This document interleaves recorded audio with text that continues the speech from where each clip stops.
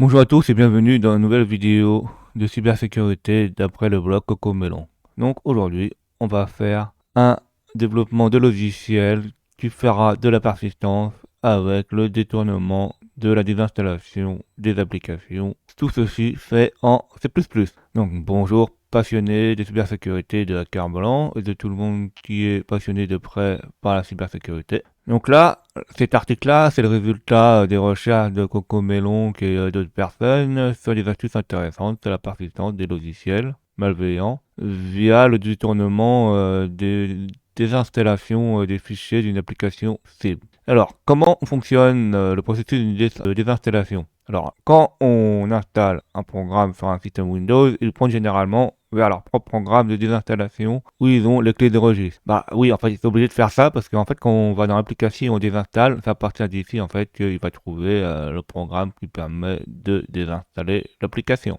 Donc, ceci se trouve dans le registre HKLM Software Microsoft Windows Current Version Uninstall et on met le nom de l'application. Donc, ça peut être pour l'installation, désinstallation normale. Et aussi, on peut mettre des installations silencieuses, donc create une install string dans le HKLM Software Microsoft Windows Current Version. Donc ça, c'est encore une autre méthode, mais ça peut fonctionner aussi. Alors, c'est quoi l'astuce? L'astuce, c'est qu'on peut remplacer la commande qui peut exécuter le programme des installations par n'importe quel autre programme. Lorsque l'utilisateur exécute le programme de désinstallation, la commande choisie par l'attaquant est exécutée. Donc là, on peut la remplacer par notre charge utile. Et encore une fois, la bonne nouvelle, c'est que ces privilèges sont requis pour modifier les éléments car ils sont sous le HKLM clé. Donc en fait, il faudra quand même avoir des privilèges pour écrire dedans. On va faire un exemple pratique. Donc on va choisir le logiciel de compression, décompression 7-zip en 64 bits. Et l'application normalement doit avoir une install. Donc là, on voit que si on va dedans, il fait ceci. Mais avant de faire ceci, là, on va chercher le programme, l'installer et vous montrer qu'il y a tout ceci. Donc on va dans Windows, on va chercher 7-zip sur le site officiel. Donc nous, on veut la version 64 bits. Hein. Donc on clique sur le premier lien, on va dans l'endroit où c'est téléchargé, on double-clique, on accepte l'application de s'exécuter et de s'installer, on l'installe. Donc là, ça nous dit que c'est installé, on peut fermer la fenêtre. Une fois que ceci est fait, on va dans application, donc on tape application et fonctionnalité. Et là, dans application et fonctionnalité, on voit en premier notre logiciel qui a été installé. Ça dépend aussi des logiciels qui ont été installés. C'est trié par nom, par ordre alphabétique. Donc, on peut cliquer dessus. Et là, on peut cliquer sur désinstaller. Et si on clique sur désinstaller, là, on a l'application, donc la fenêtre qui nous dit est-ce que il faut exécuter le programme install pour désinstaller le programme. Et en plus, là, on voit que c'est autoriser une application. Donc, il nous demande quand même avoir certains droits administrateurs hein, pour désinstaller cette application. Donc là, on fait non. Donc ensuite, il faut vérifier l'exactitude des clés de registre, voir si dedans on trouve une install.exe où ça pointe là sur la bonne clé. Donc là, on fait sur le HK local software Microsoft current version une install et ça bien le logiciel 7-zip avec le /s pour la récursivité.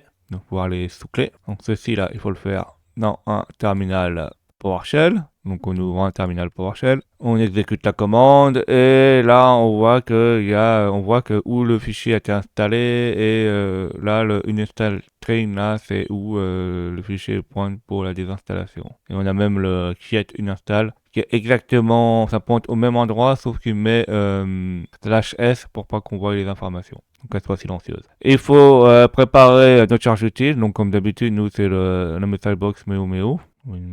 Donc là, on compile notre charge utile hack.ccp en hack.exe avec en statique et permissive, etc. Donc là, on a notre code source qui va afficher la boîte meo et on va le compiler. Donc là, on le compile avec le code compilateur, le hack.ccp en hack.exe en statique pour qu'on n'ait pas besoin de pointer directement sur les DLL. On regarde si on a bien le fichier X.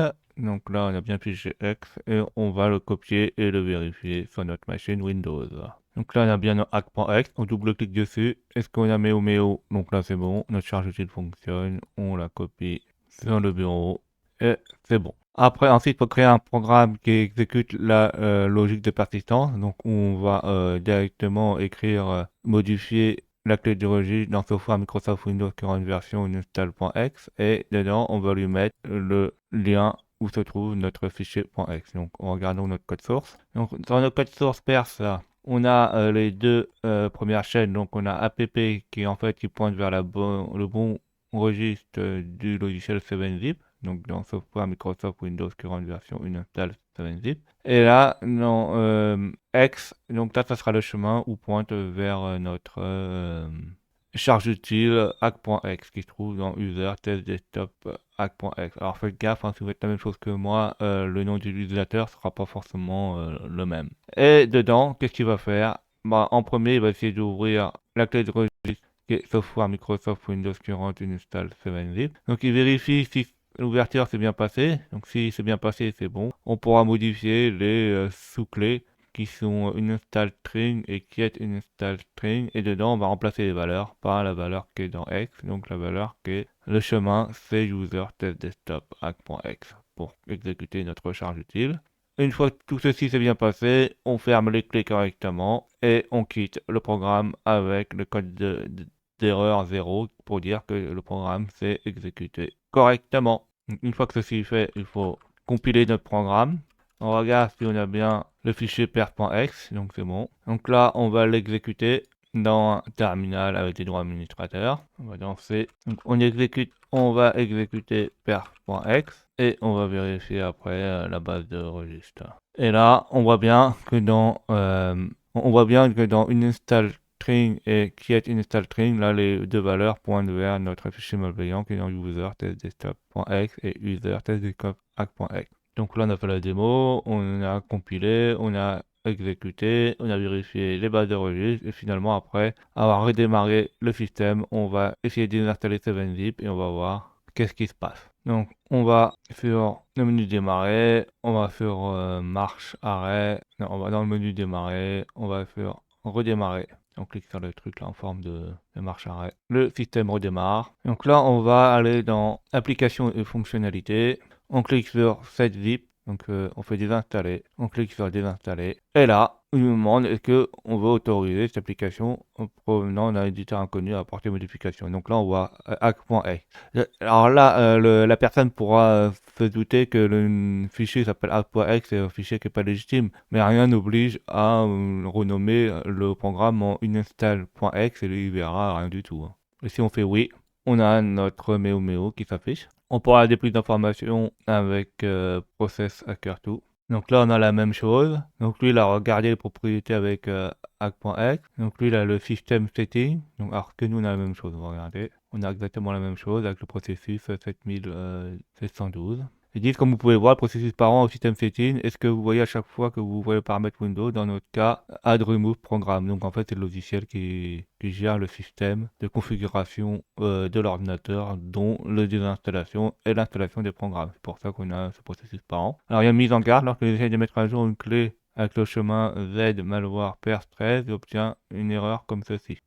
Chemin invalide. Ouais, c'est parce qu'en fait, il doit vérifier quand même que ça vient pas d'un dossier partagé ou en fait il faut que ce soit un disque légitime. Après qu'on ait tout fait ceci, il faut remettre les clés par défaut. Donc lui il remet sur la même clé, il met le uninstall. Donc il faut réouvrir un terminal en administrateur. Donc on fait exécuter un truc administrateur. Bah, un autre terminal avec PowerShell. Donc là, on va modifier la première, là, une install string, on va la remettre comme avant. Et on va faire la même chose pour Kiet.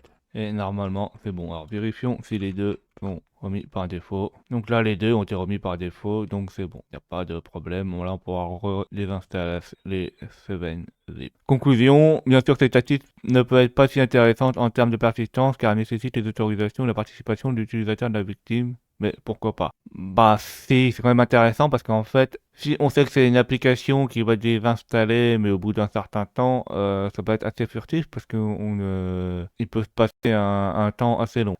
Alors le problème qu'il peut avoir, qui peut être gênant, c'est qu'en fait on ne sait pas quand il va la désinstaller. Donc ça peut poser problème et surtout, il peut décider de jamais désinstaller l'application. Donc l'exécution de l'exploit ne fonctionnera pas. Alors il existe une autre astuce pour utiliser l'installation ou la suppression du programme à des fins de persistance.